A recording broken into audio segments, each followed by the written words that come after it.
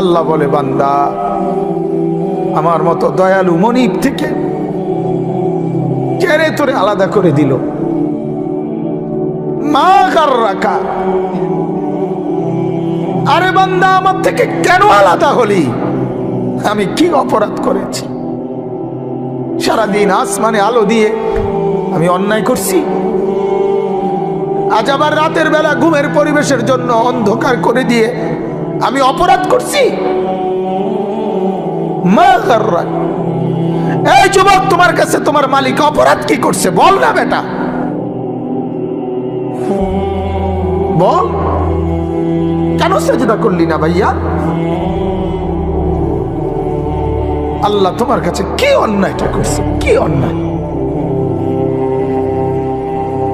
কি না দিছে মালিক? মা গাররাকা বিরাব্বিকাল কারীম, এটা আল্লাহর ডাক। আল্লাহ বলেন, বান্দা কে রে তোরে আমার থেকে আলাদা করলো? কেন রে তুই আমারে ছাড়লি? আমি কি দোষ করছি? হাদিসের মধ্যে আছে, লাইসা মিন ইয়াউমিন ইল্লা ইউরাদু আলা নবী সাল্লাল্লাহু আলাইহি ওয়াসাল্লাম আমালা উম্মতিহি গুদওয়াতান ওয়া আশিয়াতান। শোনো যুবক, আল্লাহর নবী বলেন প্রতিদিন দুইবার, সকালে একবার, সন্ধ্যায় একবার, আমার উম্মতের আমল আমি রাসূলের সামনে ফেরেশতারা পেশ করে। হায় হায়, নবীর সামনে তোমার নাম উচ্চারণ হয়, ফেরেশতা বলে, ইয়া রাসূলুল্লাহ, একটা সিজদা দেয় নাই, একটা সিজদা, একটা সিজদা দেয় নাই। আল্লাহর নবী তখন বলে, হায় আমার উম্মত, আমার 23টা বছরের দিবানিশির এই মেহনতের কোনো কদর করলি না?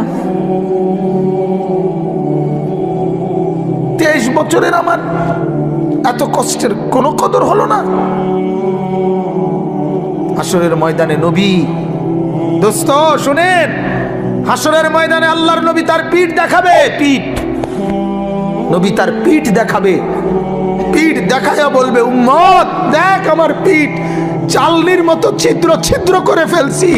তায়েফের বাচ্চারা যখন আমার পাথর মারছে, ওই পাথরের আঘাত সইতে গিয়ে। সেদিন দেখবেন, সেদিন বুঝবা যুবক, নওজোয়ান, তোমাদের জন্য কাঁদার কেউ নাই, তোমাদের জন্য ভাবার কেউ নাই, মা বাপ ছেড়ে দিছে।